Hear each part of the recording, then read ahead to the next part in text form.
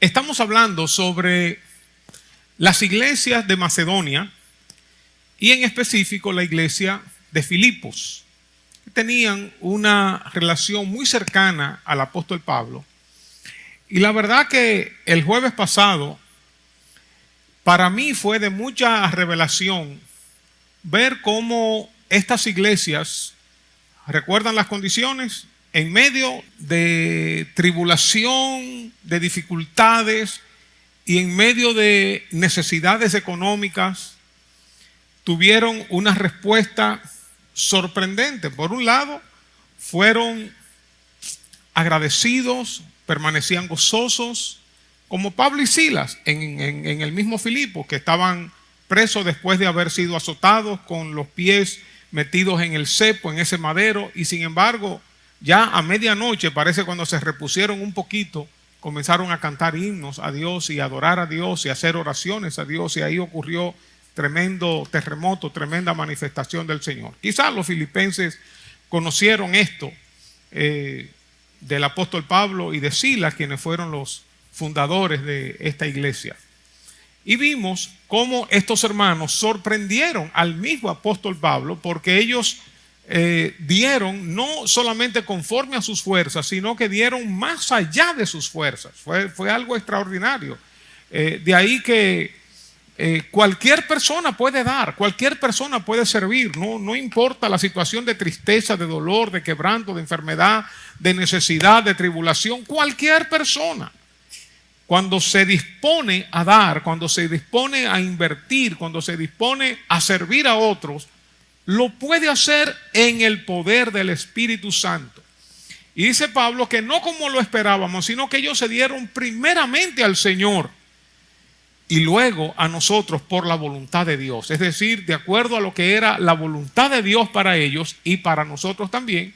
En primer lugar, se dieron a Dios y después se dieron a los demás. Así que no importa si tú tienes mucho tiempo de convertido, poco tiempo de convertido, si estás en bonanza espiritual, económica, emocional, o si estás atravesando por problemas, siempre tú puedes tener la presencia de Dios en tu vida, la fortaleza, el gozo de Dios, que es nuestra fortaleza, y siempre podremos servir a otros, podremos dar a otros, sin importar la situación por la que estemos atravesando. Pablo describe esto en 2 Corintios 8 como una gracia que se le había dado a las iglesias de Macedonia. Ya había dicho que Pablo había hablado antes con la iglesia de Corinto para motivarles a una ofrenda para los santos, los hermanos de Jerusalén que estaban atravesando por situaciones económicas difíciles. Había una hambruna que se había profetizado y esto ya les había tocado, y estos hermanos de Corinto habían sido, vamos a decir, habían estado dispuestos a dar esta ofrenda para estos hermanos. Incluso voy a comenzar por ahí con 2 Corintios 8. Vamos a ver la nueva versión internacional. Dios habla hoy, lenguaje, nueva traducción viviente. Ok. Dice en la segunda, la nueva versión internacional: ahora, hermanos, queremos que se enteren de la gracia de Dios. Eso fue lo que vimos la semana pasada, que les ha dado a las iglesias de Macedonia. En medio de las pruebas más difíciles, su desbordante alegría y su extrema pobreza abundaron en rica generosidad. Soy testigo de que dieron espontáneamente tanto como podían y aún más de lo que podían, rogándonos con insistencia que les concediéramos el privilegio de tomar parte en esta ayuda para los santos, es decir, para los hermanos de Jerusalén. No estamos hablando de santos de iglesia, ídolos ni nada de eso. Incluso hicieron más de lo que esperábamos, ya que se entregaron a sí mismos, primeramente al Señor y después a nosotros, conforme a la voluntad de Dios. De modo que rogamos a Tito que llevara a feliz término esta obra de gracia entre ustedes, puesto que ya la habían comenzado, esta obra de dar para estos hermanos de Jerusalén. Pero ustedes, así como sobresalen en todo, los corintios que sobresalían en todo, al principio de la epístola de los Corintios dice que ellos tenían fe, tenían dones, tenían ciencia, tenían conocimiento. Como ustedes sobresalen en todo, en fe, en palabra, en conocimiento, en dedicación y en su amor hacia nosotros, procuren también sobresalir en esta gracia de dar. Es decir, ustedes son tremendos, ustedes oran, ayunan, alaban, piden al Señor. Ahora abunden también en esta parte de dar. No es que esté dándole órdenes, sino que quiero probar la sinceridad de su amor en comparación con la dedicación de los demás. Ya conocen la gracia de nuestro Señor Jesucristo, que aunque era rico, por causa de ustedes se hizo pobre, para que mediante su pobreza ustedes llegaran a ser ricos. Fíjense ahí la paradoja, ¿verdad? El Señor rico se hace pobre para que nosotros, siendo pobres, seamos enriquecidos. Aquí va mi consejo sobre lo que les conviene en este asunto. El año pasado, ustedes fueron los primeros, no solo en dar, sino también en querer hacerlo. Los corintios habían sido los primeros. Lleven ahora a feliz término la obra para que, según sus posibilidades, cumplan con lo que de buena gana propusieron. Porque si uno lo hace de buena voluntad, lo que da es bien recibido según lo que tiene y no según lo que no tiene. O sea, Pablo le está diciendo, den, no es por obligación, no es por necesidad, no es manipulación, no es por control, no le estoy doblando el brazo.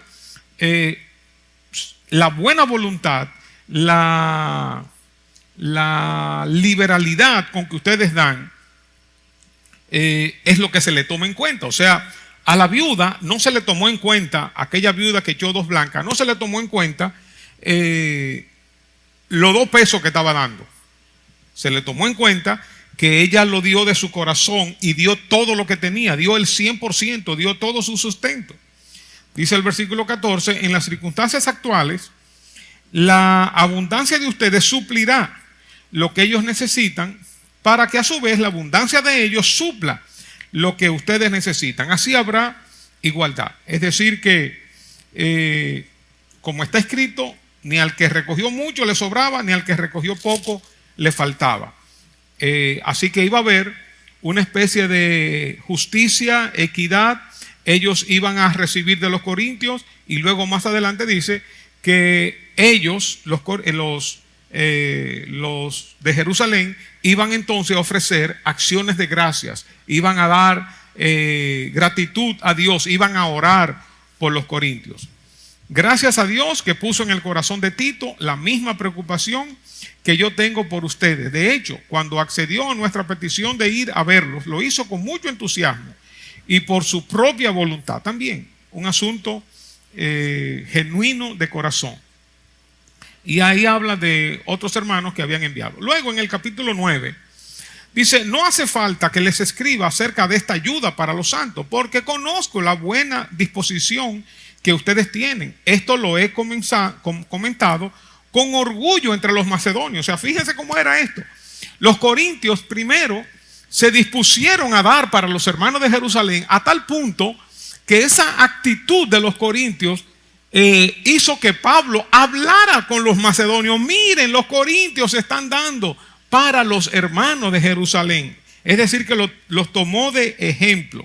Esto lo he comentado con orgullo entre los macedonios, diciéndoles que desde el año pasado, ustedes los de Acaya, si el mapa está cerca por ahí, lo podemos poner para que veamos que Corinto quedaba en esa región de Acaya precisamente. Acaya, ahí abajo está Delfos, Atenas y Corinto, esa región. Con todo, estaban preparados para dar. El entusiasmo de ustedes ha servido de estímulo a la mayoría de ellos. Qué bueno cuando nuestras acciones pueden servir de estímulo a otros, para que como nosotros nos estamos conduciendo, que los demás también lo hagan. Y yo creo que aquí hay un elemento que me gustaría apuntalar. Es lo que yo llamo, por un lado, conciencia de liderazgo, y por otro lado, conciencia de que soy un hijo, una hija de Dios, donde quiera que yo estoy. Por ejemplo, dentro del contexto de la iglesia, dentro del contexto de un congreso cristiano, lo que fuera. Si yo tengo conciencia del liderazgo, yo estoy pensando en que mi conducta se pueda emular, se pueda imitar. Estoy pensando en eso, no actuando hipócritamente, pero entiendo. Bueno, si mientras está pasando el culto, yo estoy allá afuera hablando, eso si 50, 100 personas lo imitan, ¿eso estaría bien? Entonces, uno hace ese ejercicio. Si yo voy en el carro y yo me estoy comiendo un rico kipe de eso, de lo de Jose, una pisita, y ya terminé, la servilleta, si yo agarro, y bajo el vidrio, y la tiro para afuera, si 100 personas hacen lo mismo, ¿eso estaría bien? Entonces, porque a veces uno dice, bueno, pero soy yo solamente que estoy haciendo esto, pero cuando uno toma en cuenta que mis acciones están modelando a otras personas, que incluso hay personas, vamos a decir, no por un actuar fariseo, hipócrita, pero hay personas que te conocen y que tú no te das cuenta que te están viendo y que están viendo las cosas que tú estás haciendo. Entonces, no es que uno ande con ese temor de ninguna manera, tanto en mis acciones, en mis miradas, las cosas que yo escucho, las cosas que yo digo, pero que uno lo tome en cuenta como uno lo hace con sus hijos.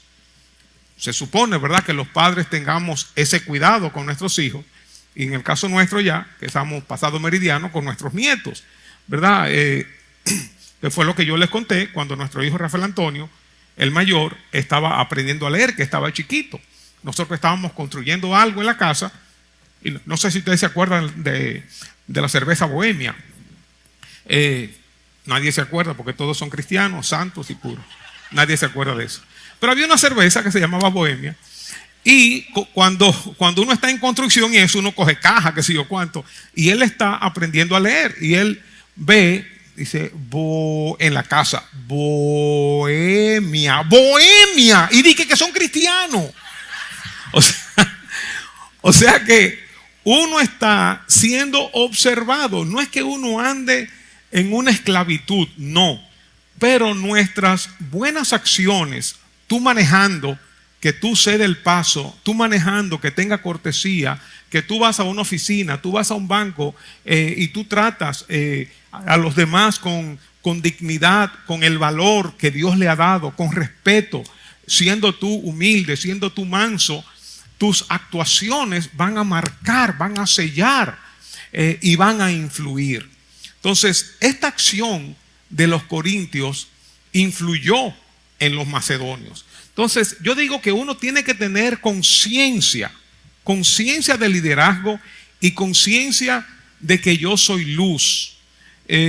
Tú tienes un choquecito con alguien. Tú no te vas a comportar como se comporta una gente del mundo y a vocear y a pelear y a qué sé yo cuánto. No. Para eso nosotros tenemos seguro, nadie quiere un accidente. Vamos a calmarnos, vamos a hablar, ok, qué fue lo que pasó. Pero uno no está diciéndole idiota, qué sé yo cuánto, y hablando y peleando y tornando. O sea, uno no anda en esos caminos. Tanto porque Cristo nos ha transformado, porque tenemos otro estilo de vida, pero también porque somos hijos de Dios y donde quiera estamos irradiando la luz del Señor. Entonces, los corintios fueron de estímulo para los macedonios, pero ahora como que los corintios como que se agacharon, como a veces la gente, ¿verdad?, como que se anima para decir una cosa rápido, pero después como que se agacha. Entonces le dice Pablo, estamos en 2 de Corintios 9, el entusiasmo de ustedes, al final del versículo 2, ha servido de estímulo a la mayoría de ellos. Con todo, les envío a estos hermanos, oigan bien, para que en este asunto no resulte vano nuestro orgullo de ustedes. Es decir, nosotros no estamos pavoneando de ustedes. Miren, los corintios, esas son gente desde el año pasado, ellos están en esto y quieren ofrendar y quieren ayudar y no estamos enorgulleciendo de ustedes. Dice, con todo le envío a estos hermanos, a Tito y un par de hermanos más, para que en este asunto no resulte vano nuestro orgullo por ustedes, sino que estén preparados, como ya he dicho, que lo estarían. no sea que algunos macedonios vayan conmigo y los encuentren desprevenidos. En ese caso nosotros, por no decir nada de ustedes, en este caso, por no decir, no sea Macedonia conmigo y los encuentre desprevenidos. En este caso nosotros, por no decir nada de ustedes, nos avergonzaríamos por haber estado tan seguros. Así que me pareció necesario rogar a estos hermanos que se adelantaran a visitarlo. O sea, vayan a preparar los corazones de esta gente. No sea que cuando nosotros vayamos, ellos estén desprevenidos y no den nada o den dochele.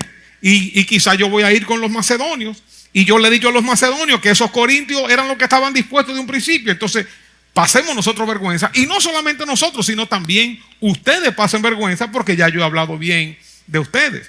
No sé si a ustedes les ha pasado que uno dice de fulano, de fulana. No, esa es una masa de pan. Esa persona es, mira, una nobleza, una educación. Y cuando tú vienes y traes a las otras gente, lo encuentras voceando y peleando. Tú dices, ay, Dios mío.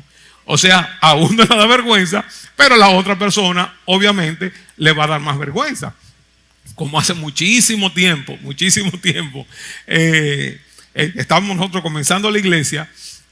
Y había una hermana que obviamente hace siglos, añales que no está aquí, y nos encontramos en una esquina, yo entrando y ella saliendo, ¿verdad? Entonces yo estoy cruzando pero ella consideró que yo, ¿verdad? Como que estaba haciendo como algo malo, como que le molestó, pero obviamente ella no sabía que era yo, que era el pastor, y fue como un cambio así. Ustedes ven cuando ponen estos programas que el rostro le va cambiando, ¿verdad? Así, ¿verdad? O sea, que lo ponen de viejo para joven o de joven para viejo.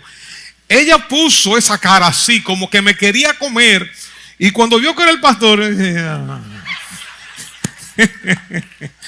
ya ustedes saben. Entonces, pensemos siempre que estamos actuando delante del Señor. Delante del Señor, lo que hacemos, lo hacemos delante del Señor.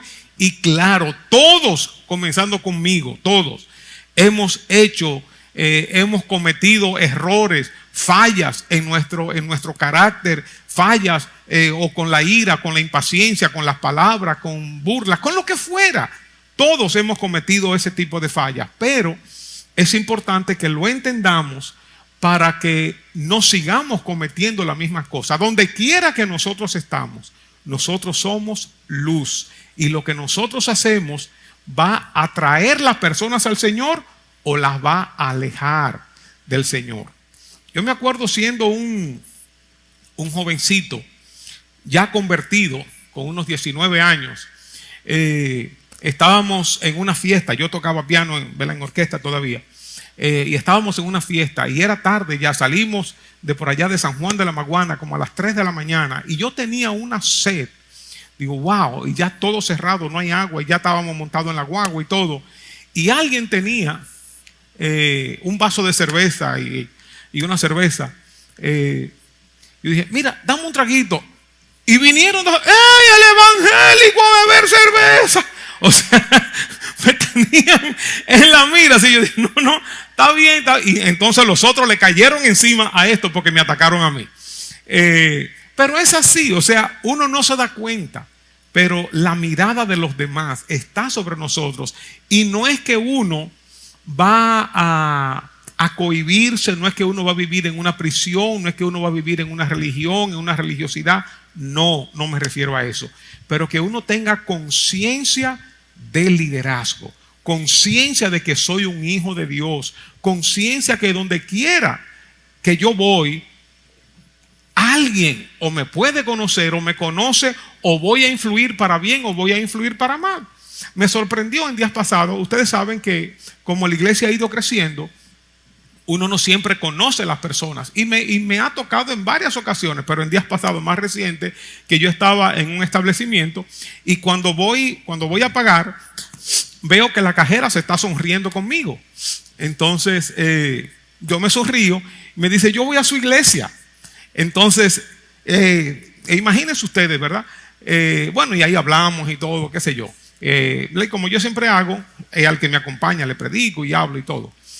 Pero imagínense ustedes que todos hemos tenido la experiencia, sea en un supermercado, en una tienda, en lo que fuera, como que nos hacen algún tipo de injusticia, lo que fuera, y uno se riega, ¿verdad? Uno como que le da rienda suelta a todas las emociones, a la carnalidad de uno. No, y mi derecho, y qué sé yo cuánto, y quiero hablar con el gerente. Tú puedes hacer todo eso, puedes hablar con el gerente, pero siempre con educación, siempre con respeto, siempre con humildad, siempre con mansedumbre. Entonces, tengamos cuidado, hermanos, porque nuestra vida, dice el apóstol Pablo, que nosotros somos como un libro abierto, leídos nosotros por la gente. Entonces, esto no nos va a cohibir, pero sí vamos a tomarlo en cuenta, vamos a tenerlo presente. Puede que haya algún tipo de excepción, claro que sí, pero digamos, como dije ahorita, si hay un culto que está pasando aquí, yo no voy a estar allá afuera. Si hay algo dentro de la célula, yo tengo que estar ahí presente y dar ejemplo con mi vida, con mi conducta y con mi testimonio. Bueno, dice entonces que Pablo dice, entonces yo le estoy mandando a estos hermanos para que ustedes estén preparados, para que no pasemos vergüenza ni ustedes ni yo. Dice el versículo 5, así que me pareció necesario rogar a estos hermanos que se adelantaran a visitarlos y completaran los preparativos para esa generosa colecta que ustedes habían prometido. Entonces estará lista como una ofrenda generosa y no como una tacañería. Bueno, vamos a ver qué dicen otras versiones, porque eso está bueno. Y no por obligación. La última versión que dice, el versículo 6 creo que, el 6. De mala gana, ¿qué dice? El versículo 5, el versículo 6, de mala gana, eso es. O sea, que no sea, ¿verdad? Y eso es lo que el Señor quiere, hermanos. Incluso, gracias a Dios que la iglesia ha seguido, ¿verdad? Ha continuado con lo que yo siento que el Señor puso en mi corazón. De tener nuestras cajas ahí, nuestras humildes cajitas. Algunas personas me siguen diciendo de vez en cuando, pero hay que poner los letreros más grandes, hay que poner esto. Y está bien, yo entiendo. Pero no queremos presionar a la gente. Nuestro proveedor es Dios, Jehová Jireh. Entonces no tenemos que estarle diciendo a la gente, mira, y tú tienes que dar, y que si tú das, que si yo cuánto, esto y lo otro. O sea, hay muchos principios para el dar, pero yo creo que en la medida que nosotros vayamos madurando, vayamos creciendo, entonces nosotros vamos a ser más generosos, sin ningún tipo de manipulación, de obligación ni de control. Ahora el apóstol Pablo da lo que sería, vamos a decir, la norma que es aplicable a todo dar. Recuerden esto, dice él. El que siembra escasamente, versículo 6, escasamente cosechará. Y eso es así, ya hemos predicado mucho de esto. Y el que siembra en abundancia cosechará. Y esto se da en todas las áreas, no solamente con dinero. Claro, aquí se está hablando de dinero, ¿verdad?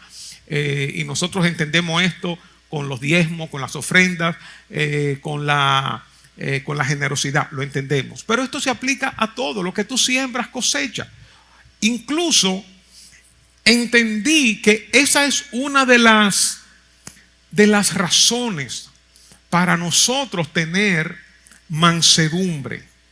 Tenemos mansedumbre porque, déjeme ver cómo lo digo, porque aquel que nos trata mal, aquel que nos pisotea y lo que hace que salga en nosotros una especie de deseo de venganza, de que tenga su merecido, cuando tú entiendes que lo que tú siembras cosecha, que si esa persona te está tratando mal, como dice la Biblia, deja la venganza a Dios. Dios pagará. No te vengues tú mismo. Entonces eso hace que uno esté tranquilo y que uno esté en paz y que uno entonces actúe con mansedumbre. Entonces esto se da en todos los escenarios. El que siembra escasamente, el que siembra mucha sonrisa, mucha amistad, mucha solidaridad, también va a cosechar eso mismo. Y el que siembra escasamente va a cosechar. Cada uno, dice el versículo 7, debe dar según lo que haya decidido en su corazón, no de mala gana, ni por obligación, porque Dios ama al que da con alegría. No importa que sean 50 pesos, 100 pesos, 1.000.000 de pesos, lo que sea. Cuando tú des, dalo con alegría, dalo con gozo, dalo a Dios. Wow, ahí hubiera quedado muy bien un amén. Aleluya. Dice el versículo 10, el que le suple semilla al que siembra, también le suplirá pan para que coma. Miren, este es un texto de aquí en adelante que es digno de que ustedes, todos nosotros lo estudiemos, lo analicemos, porque el que suple la semilla, aquel que siembra, el que siembra es aquel que da, le suplirá pan para que coma. Es decir, que hay una reciprocidad, hay una consecuencia cuando tú siembras, cuando tú das, como Dios te bendice. Recuerden, de acuerdo a las leyes de la siembra y la cosecha. Dice, pan para que coma, aumentará los cultivos y hará que ustedes produzcan una abundante cosecha de justicia, no solamente en asunto material, sino también agradando a Dios y en tu crecimiento, en tu relación con Dios, en la justicia, en tu aprobación frente a Dios y frente a los hombres. Ustedes serán enriquecidos en todo sentido para que en toda ocasión puedan ser generosos. Fíjense, hermano, cuando uno para esa bendición, que uno no da, uno solamente quiere recibir. Mire, hermano, eso es desastroso. Salir de ahí, de ese círculo vicioso, de esa espiral descendente, eso es terrible. Sin embargo, cuando tú comienzas a dar, cuando tú comienzas a diezmar, comienzas a ofrendar, viene una bendición sobre nosotros. Nosotros, todos los que hemos atravesado por este proceso, lo hemos experimentado. Ustedes serán enriquecidos en todo sentido, para que en toda ocasión puedan ser generosos y para que por medio de nosotros la generosidad de ustedes resulte en acciones de gracias a Dios. Hay mucho que decir de esto. Esto es tremendo, estos capítulos. Entonces, volviendo a estas iglesias de Macedonia, vamos a poner el mapa otra vez, el mismo mapa de ahorita. Las iglesias de Macedonia, las iglesias de arriba, donde están Filipos, Anfípolis, Tesalónica, Berea, pero principalmente la iglesia de Filipos. En el capítulo 4, vamos otra vez, capítulo 4, que lo leímos rápidamente la semana pasada. Pablo dice, vamos a ver a partir del versículo 15, 14, por ahí. Ya habíamos contextualizado este texto la semana pasada, que los macedonios, la iglesia de Filipo, había enviado una ofrenda al apóstol Pablo, pero esta ofrenda no había llegado a tiempo porque Epafrodito se había enfermado. Ellos no tenían la forma de enviarlo hasta que por fin ya la recibió, y Pablo le está dando una especie de acuse de recibo. Sin embargo, bien insiste. Bueno, vamos a leer desde antes, del versículo 9 o 10, que dice el 10. Dice, en gran manera me gocé en el Señor de que ya al fin habéis revivido vuestro cuidado de mí, de lo cual estabais solícitos, o sea, ustedes querían hacerlo, pero le faltaba la oportunidad. No lo digo porque tenga escasez, pues he aprendido un proceso de enseñanza, un proceso de aprendizaje. He aprendido a contentarme cualquiera que sea mi situación. Y ahí dice, sé vivir humildemente y sé tener abundancia, en todo y por todo estoy enseñado, así para estar saciado como para tener hambre, así para tener abundancia como para padecer necesidad. O sea, Pablo había aprendido a estar arriba, a estar abajo, estar como quiera, caía parado. Por eso él dice, el versículo 13, todo lo puedo en Cristo que me fortalece. Ahora, ese todo lo puedo en Cristo que me fortalece no es una fórmula mágica. Es verdad, el Señor nos ayuda en todas nuestras necesidades, en todas nuestras circunstancias, en todos nuestros desafíos. El Señor nos ayuda, contamos con el Señor. Todo lo podemos en Cristo que nos fortalece. Pero podemos dar una declaración así cuando estamos atravesando por diferentes circunstancias y vemos que la mano de Dios nos ha ayudado, nosotros clamamos a Él, dependemos de Él, buscamos la ayuda de Él. Entonces, una situación más, olvídate, todo lo puedo en Cristo que me fortalece. Ya el Señor me ha ayudado. Tengo un historial de la intervención de Cristo aquí, arriba, abajo, donde quiera Cristo me ha ayudado. Así que todo lo puedo en Cristo que me fortalece. No es una fórmula mágica, sino que a través de las circunstancias he experimentado el poder, la ayuda de Dios en mi vida. Y por eso me da fe para las próximas circunstancias, para los próximos desafíos. Sin embargo, dice el versículo 14, bien insiste en participar conmigo en mi tribulación. Bien, muy bien lo hicieron en mandarme esa ofrenda. Y sabéis también vosotros, oh filipenses, que al principio de la predicación del evangelio, cuando partí de Macedonia, de la región aquella arriba, ninguna iglesia participó conmigo en razón de dar y recibir, sino vosotros solos. Fíjense qué cosa. Ellos solos se distinguieron, ayudando al apóstol Pablo, enviándole ofrenda al apóstol Pablo. Pues aún a Tesalónica, que era parte de Macedonia, aún a Tesalónica me enviasteis una y otra vez para mis necesidades. Una iglesia dadora, una iglesia generosa. No era una iglesia rica. No era una iglesia que estaba en bonanza, que estaba en paz. Era una iglesia en medio de tribulación y en medio de escasez. Sin embargo, el gozo fluía y las ofrendas también fluían. Wow. Si nosotros agarráramos esta mentalidad, yo digo nosotros, no aquí en nuestra iglesia, la iglesia en el mundo, en la República Dominicana, los dominicanos, las personas de diferentes nacionalidades, si agarráramos esta enseñanza de vivir para dar, de vivir para servir, sin importar la condición por la cual yo estoy atravesando. No vivir esperando, no vivir para recibir, a ver qué le puedo sacar a este, qué le puedo quitar a este, de qué manera me puedo beneficiar, sino tener esta mentalidad de los filipenses. Dice, aún a Tesalónica, ustedes me enviaron una y otra vez. Dice, no es que busco dádivas, yo no estoy buscando ofrenda de ustedes, sino que busco fruto que abunde en vuestra cuenta.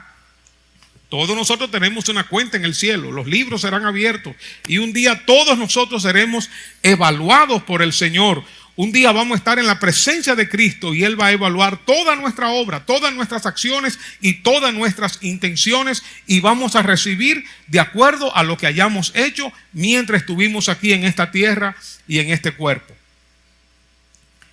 Pero todo lo he recibido y tengo abundancia y estoy lleno, habiendo recibido de Epafrodito lo que enviasteis, olor fragante, sacrificio acepto, agradable a Dios. O sea, lo que había recibido no era meramente dinero, provisiones, era algo que llegó a la presencia de Dios.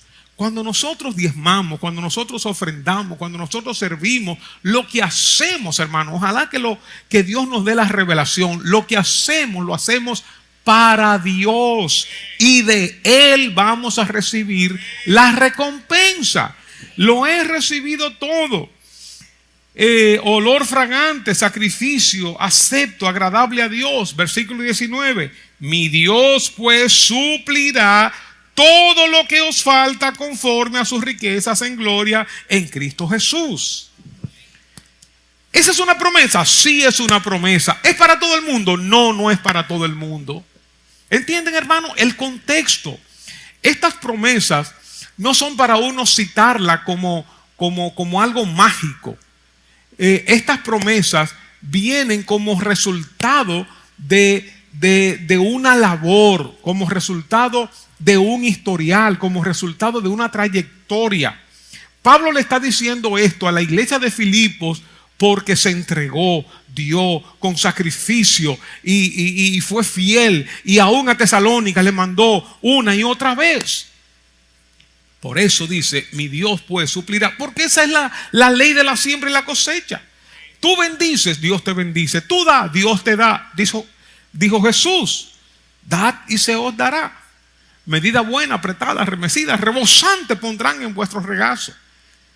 Porque con la medida con que tú mides también te van a medir. Tú eres tacaño, así te van a medir. Tú eres agarrado, así te van a medir. Tú eres generoso, así te van a medir. Tú eres servicial, tú eres dadivoso, así te van a medir. Entonces nosotros tenemos las semillas para sembrarlas y para esperar en su tiempo que fructifiquen y tener una vida bendecida, hermano. No una vida sin problemas. Pablo tenía problemas, claro que sí. ¿Atravesó por dificultades? Claro que sí. Por el hecho de que nosotros demos o que nos comportemos santamente, piadosamente, no quiere decir que vamos a estar vacunados contra los problemas. Jesús dijo, en el mundo tendrán aflicción, pero confíen, yo he vencido el mundo. Y confíen, yo voy a estar con ustedes todos los días hasta el fin del mundo. Entonces, a veces nosotros queremos, bueno, porque estamos sirviendo al Señor, que nada malo me pase, porque estoy dando al Señor que no tenga ningún tipo de necesidad. No, hermanos, esto no funciona de esa manera. Hay una ley, hay varias leyes de la siembra y la cosecha que funcionan, pero hay situaciones también. Dentro de las mismas leyes hay situaciones. Una de las leyes dice que hay muchas cosas que nosotros no sembramos, pero que cosechamos, tanto el bien como el mal. ¿Cuántos de nosotros no hemos comido mango y hemos comido cajuila, hemos comido de todo, lechosa, que nosotros no hemos sembrado? Y ni siquiera la compramos. A veces o nos la regalan o nos queda en un vecino al lado ahí con unos mangos, con una lechosa que viene del lado de nosotros y Dios nos bendice con esos mangos, ¿verdad? Que no los sembramos nosotros. Claro, nosotros recogemos las hojas que están, ¿verdad? Que nos caen ahí. Bueno, Segunda de Corintios 11. Segunda de Corintios 11, vamos a leer en la Nueva Biblia de las Américas, versículo 7. Nueva Biblia de las Américas, Nueva Biblia, hay que buscarla ahí, una de esas. NB, ahí está, mírala ahí. No, más para arriba, más para arriba, más para arriba, más para arriba, ahí. Esa. Ok, el versículo 7, estamos en 2 de Corintios 11, versículo 7. Pablo está hablando con los corintios, ¿verdad? Diciéndole, o cometí un pecado al humillarme a mí mismo para que ustedes fueran exaltados, porque les prediqué el evangelio de Dios gratuitamente. A otras iglesias despojé, tomando salario de ellas para servirles a ustedes. Fíjense, esto está como medio enredado, porque Pablo le está solicitando, le está motivando a los corintios para una ofrenda para los hermanos de Jerusalén. Pero cuando él fue a Corinto, él no recibió ofrenda de los corintios. Parece, y eso ya lo tendríamos que estudiar un poquito más a nivel ya de la historia, pero así sin haberlo estudiado, probablemente por la exaltación de estos griegos, lo que ellos pensaban de los predicadores itinerantes que venían por dinero, que no tenían un corazón sano, Pablo se abstuvo de recibir la hospitalidad por parte de ellos, de recibir dinero. Incluso creo que fue en Corinto, en el libro de los Hechos, que dice que cuando Pablo llegó a Corinto, dice que se encontró con Apolos o con Priscila y Aquila, ahora no me acuerdo, que eran del mismo oficio que él, que eran trabajadores de tiendas. Ellos hacían tiendas, de estas tiendas de campaña, de estas casas, y Pablo trabajó allá para no ser gravosos, para no poner tropiezo al evangelio. Dice, yo les prediqué a ustedes gratuitamente, no recibí nada de ustedes. A otras iglesias despojé, tomando salario de ellas, tomando ofrendas, recibiendo ayuda para servirles a ustedes. Cuando estaba con ustedes y tuve necesidad, a nadie fui carga. Porque cuando los hermanos llegaron de Macedonia, otra vez sale a relucir aquí, suplieron plenamente mi necesidad y en todo me guardé y me guardaré de serles carga. Fíjense cómo el apóstol Pablo se cuidaba también de estas cosas, un asunto de testimonio. Y quiero buscar otro texto en Primera de Corintios 9.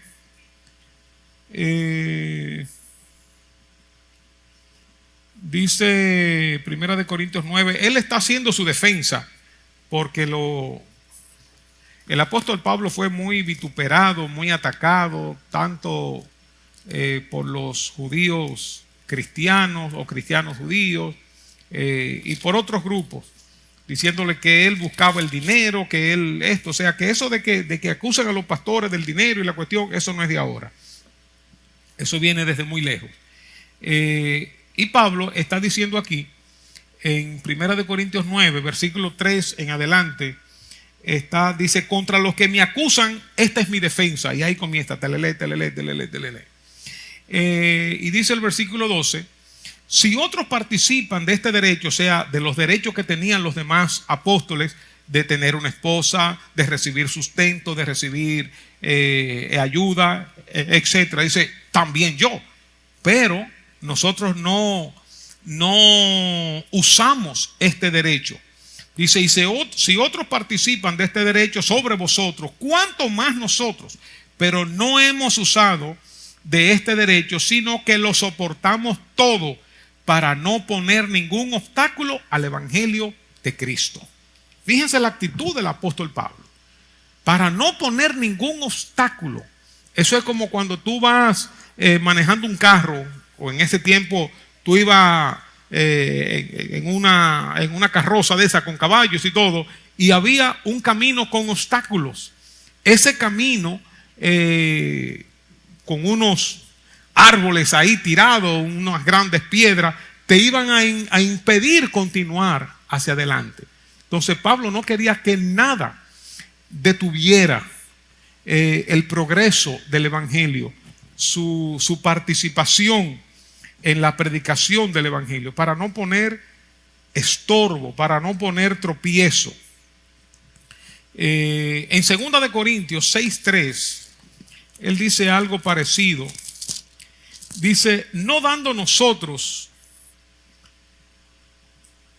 en nada motivo de tropiezo para que el ministerio no sea desacreditado, no permitiendo, no dando nosotros en nada motivo de tropiezo para que el ministerio no sea desacreditado, es decir, para que no haya una barrera, para que no haya una dificultad, para que nadie se escandalice, para que nadie tropiece. Entonces, pensemos otra vez, hermanos, lo que nosotros hacemos de una manera va a influir, para bien o para mal. Lo que nosotros hacemos va a atraer las personas a Cristo o los va a alejar de Jesucristo. Otra vez, no es que vivamos en una religiosidad ni que vivamos para la gente, pero tenemos que tener conciencia de que somos hijos de Dios, que somos pueblo de Dios, conciencia de liderazgo, conciencia de que yo soy cristiano. Y hay cosas que nosotros podemos hacer que van a traer las personas a Cristo o las van a alejar de Jesucristo. Bueno, por último, y esto yo lo quería hacer como un ejercicio, pero no hay tiempo para esto. Así que se lo voy a dar así rápidamente.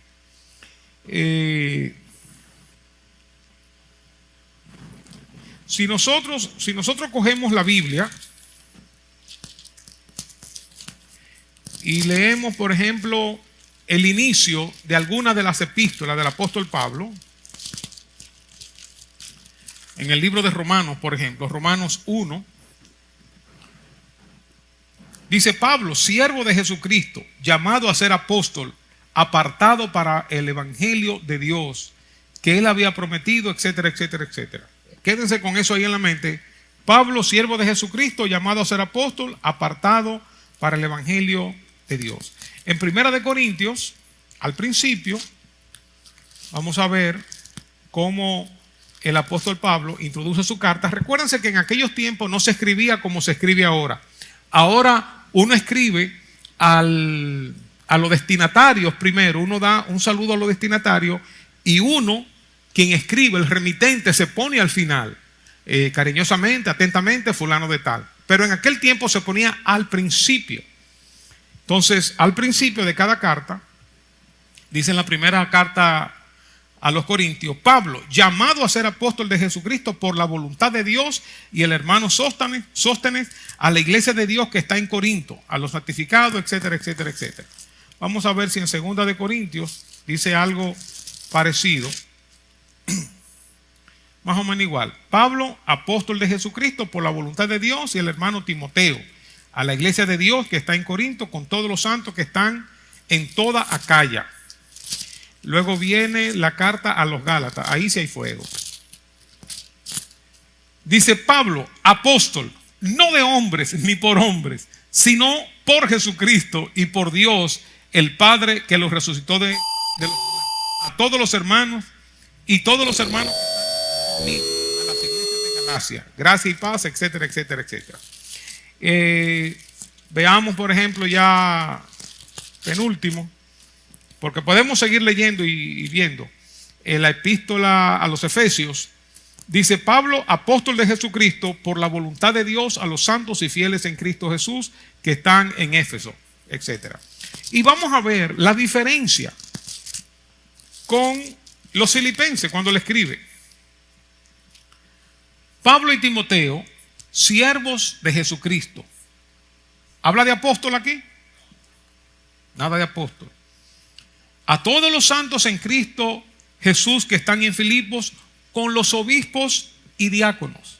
¿En alguna otra carta menciona a los líderes, obispos, diáconos? No. Él tenía una relación bastante cercana. Claro, con todas las iglesias estaban en el corazón de Pablo, vivía orando por ellos. Pero con los filipenses había algo especial.